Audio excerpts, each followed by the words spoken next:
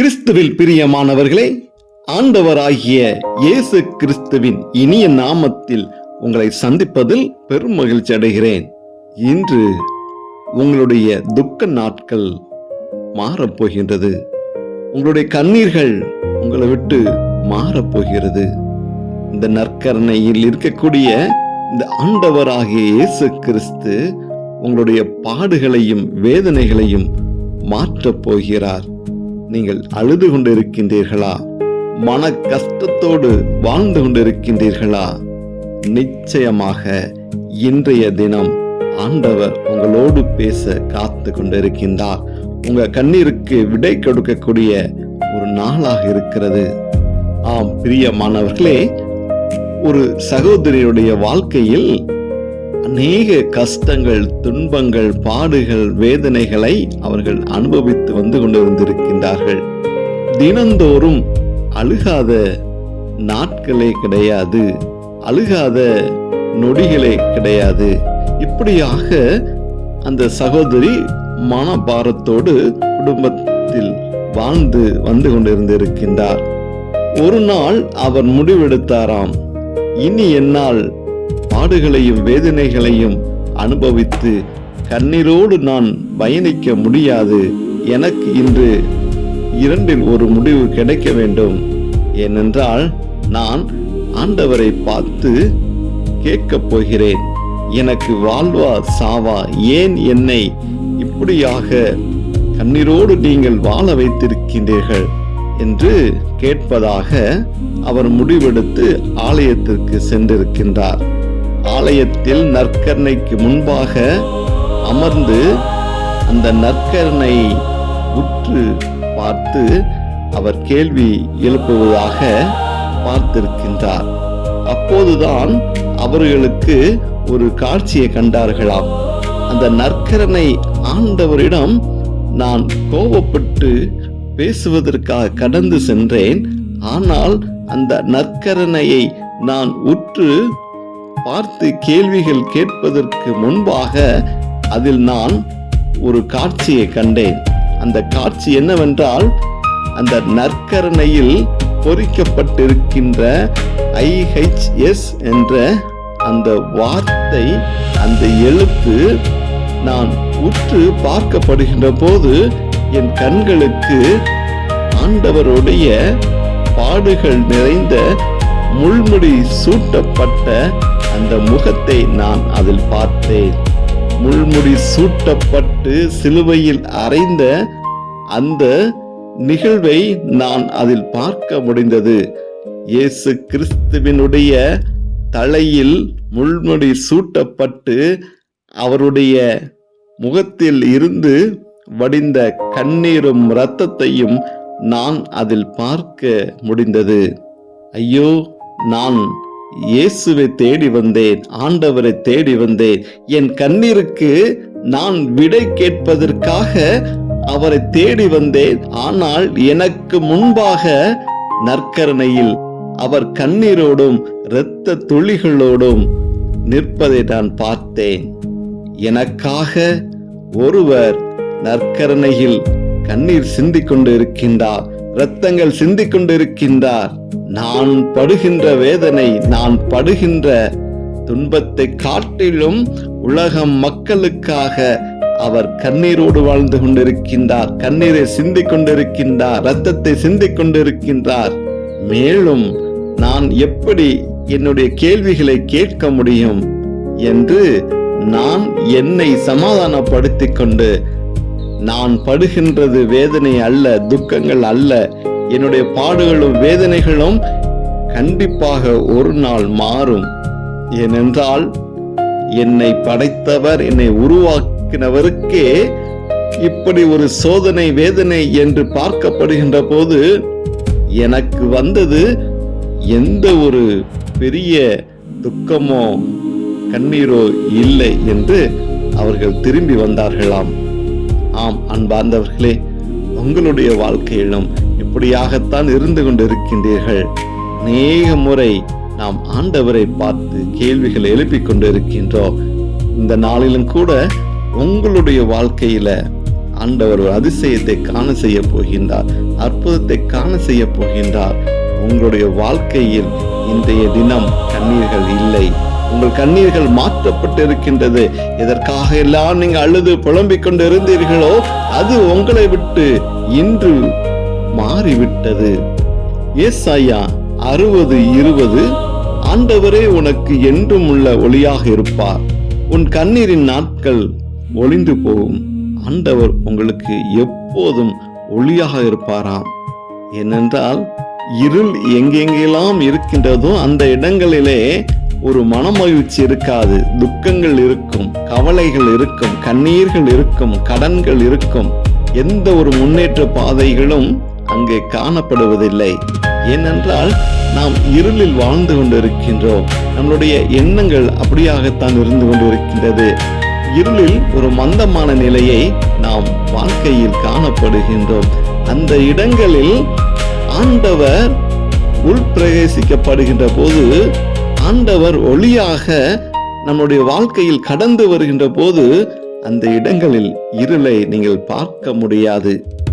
எங்கே தேடினாலும் ஒளி ஏற்றப்பட்டால் அந்த இடங்களில் இருளை நீங்கள் காண முடியாது. யாரெல்லாம் ஆண்டவரை ஏற்றுக்கொண்டு தங்களுடைய வாழ்க்கையில் ஆண்டவருடைய திட்டங்களுக்கு ஏற்ப, ஆண்டவருடைய கட்டளைகளுக்கு ஏற்ப உண்மையாக ஏற்றுக்கொண்டு வாழப்படுகின்ற போது கண்டிப்பாக அந்த இடங்களில் உங்களால் இருளை காண முடியாது. கதிரவன் உனக்கு இனி பகலில் ஒளி தர வேண்டாம், பால் நிலவும் உனக்கு ஒளி வீச வேண்டாம். ஆண்டவரே இனி உனக்கு முடிவுள்ள பேரொளியாக இருப்பார். உன் கடவுளே இனி உனக்கு மேன்மை. உன் கதிரவன் ஒருபோது மறையான். உன் நிலா இனி தோய்ந்து போகாது. ஆண்டவரே உனக்கு என்றுமுள்ள ஒளியாக இருப்பார். உன் கண்ணீரின் நாட்கள் ஒளிந்து போனது. நீங்கள் எந்த காரியத்திற்காக அழுது கொண்டிருக்கின்றீர்களோ ஆண்டவர் நிச்சயமாக சொல்கின்றார், ஒளியின் நாட்களை நீங்கள் காண போகின்றீர்கள். ஒளியின் நாட்கள் உங்களை தேடி வந்துவிட்டது. கண்ணீரின் நாட்கள் உங்களை விட்டு மாறிவிட்டது. கவலையின் நாட்கள் உங்களை விட்டு மாறிவிட்டது. எத்தனையோ பேர் அழுது கொண்டிருக்கின்றீர்கள், அழுது புலம்பிக் கொண்டிருக்கின்றீர்கள். ஒவ்வொரு நாளும் ஆண்டவரிடம் ஜெபிக்கப்படுகின்ற போது ஆண்டவரை நோக்கி ஜெபிப்பதற்கு முன்பாக உங்களுடைய கண்ணீர்கள் முதலில் வந்து விடுகின்றது. உங்கள் கண்ணீர்கள் முதலில் சொட்டப்படுகின்றது. நீங்கள் எதையெல்லாம் ஆண்டவரோட பேச வேண்டுமோ கேட்க வேண்டுமோ என்று நீங்கள் ஜெபிக்க கடந்து வருகின்ற போது அந்த கண்ணீர் துளிகள் உங்களை ஜெபிக்க விடாமல் இறுக வைத்து விடுகிறது. ஒரு இருளுக்குள் நீங்கள் புதைந்து விடுகின்றீர்கள். அந்த புதைக்கப்பட்ட உங்களுடைய துக்கம், உங்களுடைய பிரச்சனை, கவலைகள், பாடுகள், வேதனைகள் எல்லாம் அந்த இருளோடு புதைக்கப்படுகின்றது. இந்த நற்கருணையில் வீற்றிருக்கும் அன்பு தெய்வம் உங்களுக்கு ஒளியாக உங்களுடைய வாழ்க்கையில் கடந்து வருகின்றார். உங்க உள்ளத்தில் ஒளியாக கடந்து வருகின்றார். உங்களுடைய உள்ளத்தில் எங்கெங்கெல்லாம் கவலை நிறைந்த உள்ளங்கள் இருந்ததோ அந்த இடங்களில் இந்த நற்கருணை என்ற ஒளி உங்களை கடந்து வருகின்ற போது உங்களுடைய உள்ளத்தில் இருக்கக்கூடிய இருள் அகற்றப்பட்டு மனதில் ஒரு சமாதானத்தை காணப் போகின்றீர்கள். அந்த மன வேதனை மாறப்போகிறது. உங்கள் இருதயத்தில் ஏற்பட்டு இருக்கின்ற மனபாரம் உங்களை விட்டு அகன்று போகிறது. இத்தனை நாட்கள் நிறைவேறாத உங்களுடைய விண்ணப்பங்கள், ஜெபங்கள் இன்று ஆண்டவருடைய பாதத்தில் கடந்து சென்றிருக்கின்றது. எப்போது ஆண்டவர் உங்களுடைய பாடுகளை கேட்கக்கூடியவர்களாக, உங்க பாடுகளை பார்க்கக்கூடியவராக இருந்தாரோ அன்றைய தினமே உங்களுடைய எல்லா கஷ்டங்களும் உங்களை விட்டு மாறிவிட்டது. கண்ணீரின் நாட்கள் ஒளிந்து போயின. கண்ணீரின் நாட்கள் ஒளிந்து போகும். இன்னி கண்ணீரின் நாட்கள் உனக்கு இல்லை. ஏனென்றால் ஆண்டவரே ஒளியாக உங்களுடைய வாழ்க்கையில் வந்து விட்டார். எத்தனை பேர் எத்தனையோ கண்ணீரோடு ஆண்டவரை பார்த்து அழுது புலம்பி ஜெபித்து கொண்டிருக்கின்றார்கள். ஆண்டவர் நீங்கள் அழுகின்றதை பார்த்து வேதனைப்படுகிறார், துன்பப்படுகின்றார். ஏன் என் பிள்ளைகளுக்கு இப்படியான சோதனைகளுக்குள் அவர்கள் மாட்டிக்கொண்டு இருக்கின்றார்கள்? ஏன் என்னை தேடி வருவதில்லை? ஏன் என்னுடைய திட்டங்களுக்கு அவர்கள் செவி சாய்க்காமல், என்னுடைய ஆலோசனைகளுக்கு அவர்கள் செவி மடுக்காமல், என்னுடைய வார்த்தைகளை அவர்கள் கடைபிடிக்காமல், என் கட்டளைகளை மீறி வாழ்கின்ற போதுதான் அவர்களுக்கு வருகின்ற துன்பங்களும் வேதனைகளும் எண்ணிலடங்காதவையாக இருந்து கொண்டு இருக்கின்றது. இந்த ஜனங்களை நான் அப்படியே விடுவதில்லை. இவர்கள் மீண்டும் மீண்டும் பாவத்திற்குள் போவதை நான் அனுமதிப்பதில்லை. ஏனென்றால் இந்த ஜனங்கள் எனக்கு வேண்டும், இந்த மக்கள் எனக்குரியவர்கள், இவர்கள் எனக்கு வேண்டும். நான் ஒருபோதும் இவருடைய பாடுகளையும் வேதனைகளையும் நான் அனுமதிக்க மாட்டேன். ஏனென்றால் என்னுடைய வாழ்க்கையில் நேர்ந்த அந்த பாடுகளும் வேதனைகளும் கண்ணீர்களும் இன்று வரை யாராலும் பங்கெடுக்க முடியாத அந்த துன்பக் களம் எனக்கு நேர்ந்தது போல் யாருக்கும் நேர்ந்து விடக்கூடாது. என் மக்களை காப்பாற்றுவதற்காகத்தான் நான் சிலுவையை நான் ஏற்றுக்கொண்டேன். நான் யாருக்கும் இன்னொரு சிலுவையை சுமப்பதை நான் அனுமதிக்க மாட்டேன். அன்பு சகோதரமே, உங்களுடைய வாழ்க்கையில் இன்று ஆண்டவர் நிச்சயமாக ஒரு ஆசீர்வாதத்தை கொடுக்க போகின்றார். இன்று நாம் ஜெபிக்கப்படுகின்ற போது நிச்சயம் ஆண்டவருடைய பிரசன்னம் உங்கள் குடும்பத்தை கடந்து வரும். எதற்காக எல்லாம் நீங்கள் அழுது கொண்டு இருந்தீர்களோ உங்க அழுகை இன்றோடு மாறிவிட்டது என்ற விசுவாசத்தோடு இந்த ஆண்டவருடைய பிரசன்னத்திற்கு நாம் கடந்து வருவோமா? இறை பிரசன்னத்தில் வீற்றிருக்கும் அன்பு தெய்வமே, நற்கருணையின் மூலமாக எங்களை தேடி வந்து கொண்டு இருக்கின்ற தெய்வீக பிரசன்னம் என்னுடைய இயேசு. நான் அவருக்கு சிலுவையை சுமத்திருந்தாலும் அந்த சிலுவை தான் இன்று உங்களுக்கு ஒரு விடுதலையை கொடுத்து கொண்டு இருக்கின்றது, சமாதானத்தை கொடுத்து கொண்டு இருக்கின்றது. அன்பின் தெய்வீக பிரசன்னம் என்று உங்களுக்கு முன்பாக இருந்து கொண்டிருக்கின்றது. அன்பின் பரலோக பிதாவே, யாரெல்லாம் கண்ணீரோடு வாழ்ந்து கொண்டிருக்கின்றார்களோ, கவலையோடு வாழ்ந்து கொண்டிருக்கின்றார்களோ, நான் ஏன் அழுகின்றேன் என்று தெரியாமல் அவர்கள் உம்மை ஜெபிக்க வருகின்ற போது அவர்களை அறியாமலே கண்ணீரால நிரப்பி விடுகின்றார்கள். அவ்வளவு தூரம் ஜெபிக்க முடியாத அளவுக்கு, உம்மிடம் சொல்ல முடியாத அளவுக்கு கவலைகள் நிறைந்து இருக்கின்றது. என் தெய்வத்தை பார்க்கப்படுகின்ற போது எனக்கு ஜெபிப்பதற்கு வார்த்தை முன்னாடி வருவதில்லை.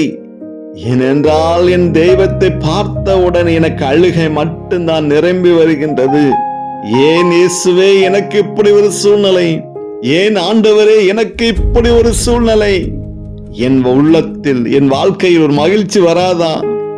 என் வாழ்க்கையில் ஒரு சந்தோஷம் வராதா என்று கேள்விகள் அவர்களுக்கு முன்பாக வந்து நின்று கொண்டிருக்கிறது. ஆண்டவரே, நிச்சயமாக அப்பா, யாரெல்லாம் இப்படியான சிந்தனைகளோடு கவலைகளோடும் கண்ணீர்களோடு வாழ்ந்து கொண்டு இருக்கின்றார்களோ அப்பா, நீங்கள் நிச்சயமாக நீங்கள் அந்த குடும்பத்தை நீங்கள் பார்க்க வேண்டுமாய், தொட வேண்டுமாய், ஆசீர்வதிக்க வேண்டுமா கூடி ஜெபிக்கிறோம் ஆண்டவரே. அவருடைய மன வேதனைகளை ஆண்டவர் நின்று நீங்க மாற்றி கொடுக்க வேண்டுமா கூடி ஜெபிக்கிறோம் ஆண்டவரே. அப்பா, ஒவ்வொரு குடும்பங்களையும் ஆண்டவரே நீங்கள் தொட்டு ஆசீர்வதிக்க வேண்டுமா கூடி ஜெபிக்கிறோம் ஆண்டவரே. அப்பா, உமது குடும்பம் எப்படி ஆசீர்வாதமாக இருந்தது ஆண்டவரே. அப்பா, மரியம் சூசையப்பரோடு நீங்கள் இணைந்து வாழ்ந்த வாழ்க்கையில எவ்வளவு மகிழ்ச்சி இருந்ததோ அதே சூழ்நிலை இன்று ஒவ்வொரு குடும்பத்திலும் நீங்கள் வைக்க வேண்டுமா கூடி ஜெபிக்கிறோம் ஆண்டவரே. அப்பா, வருமான நிமித்தமாக, நோய்கள் நிமித்தமாக, கடன்கள் நிமித்தமாக ஆண்டவரே, பிள்ளைகளுடைய வாழ்க்கை முறை நிமித்தமாக படுகின்ற கண்ணீர்கள், வேதனைகள் ஆண்டவரே அப்பா, அவர்களை நெருக்கி கொண்டிருக்கிறது. முட்கள் சூழ்ந்த அவர்கள் இருதயத்தை அப்பா நெருக்கி கொண்டிருக்கிறது ஆண்டவரே. அப்பா, கண்ணீரோடு தான் அவர்கள் வாழ்ந்து கொண்டிருக்கின்றார்கள் ஆண்டவரே. நிம்மதியாக உணவு கூட அருந்த முடியாத அளவுக்கு ஆண்டவரே அப்பா, துக்கங்கள் அவர்கள் தொண்டைகளை அடைத்து இருக்கின்றது. உணவுகள் தொண்டை விட்டு கீழே இறங்காத சூழ்நிலை இருந்து கொண்டு இருக்கிறது ஆண்டவரே. அப்பா, நாங்கள் ஒவ்வொருவரையும் பார்த்து கொண்டு இருக்கிறோம் ஆண்டவரே. ஒவ்வொரு குடும்பங்களை நீங்க பார்க்க வேண்டுமா கொண்டு ஜெபிக்கிறோம் ஆண்டவரே.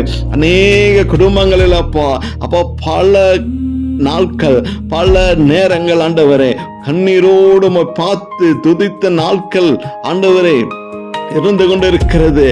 கண்ணீரோடு உம்மிடம் ஜெபித்த நாட்கள் இருந்து கொண்டு இருக்கின்றது ஆண்டவரே. பாடுகளோடு ஜெபித்த நாட்கள் இருந்து கொண்டு இருக்கின்றது. அப்பா, நீங்கள் மனம் இறங்குங்க ஆண்டவரே.